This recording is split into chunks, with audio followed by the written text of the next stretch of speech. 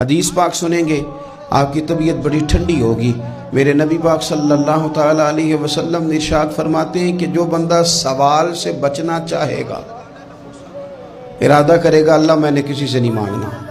فرمایا جو سوال سے بچنا چاہے گا رب اسے سوال سے بچا لے گا، اور جو لوگوں سے بے نیاز ہونا چاہے گا کہے گا یا اللہ مجھے دنیا داروں کا محتاج نہ بنا،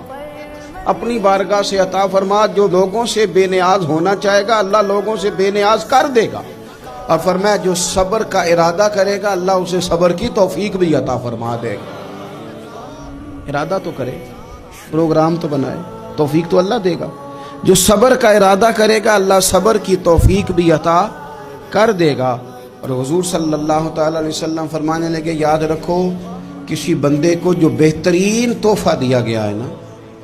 اگر کسی کو کوئی بہترین عطیہ ملا ہے تو پھر اللہ تعالیٰ نے اسے صبر